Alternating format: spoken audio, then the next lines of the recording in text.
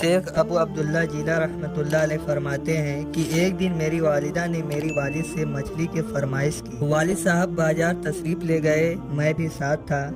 مچھلی خریدی، گھر تک لانے کے واسطے مزدور کی تلاش تھی کہ ایک نو عمر لڑکا جو پاس ہی کھڑا تھا کہنے لگا، چچا جان اسے اٹھانے کے واسطے مزدور چاہیے؟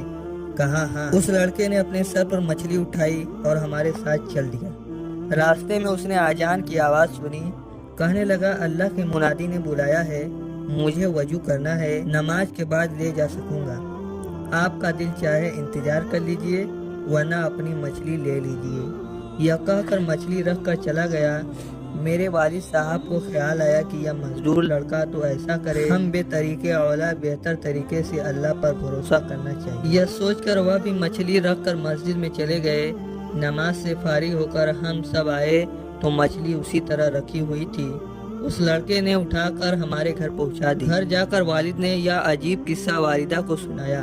انہوں نے فرمایا کہ اس کو روک لو، وہ بھی مچھلی کھا کر جائے۔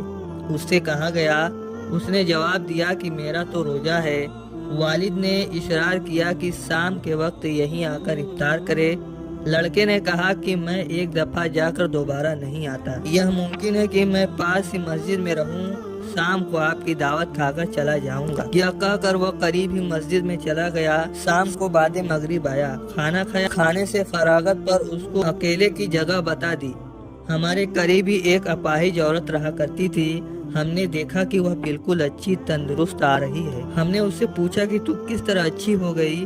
کہا میں نے اس مہمان کے طفیل سے دعا کی تھی کہ یا اللہ اس کی برکت سے مجھے اچھا کر دے، میں فوراً اچھی ہو گئی۔ اس کے بعد جب ہم اسے تخلیہ کی جگہ اس کے دیکھنے گئے تو دیکھا دروازے بند ہے اور اس مزدور کا کہیں پتہ نہیں۔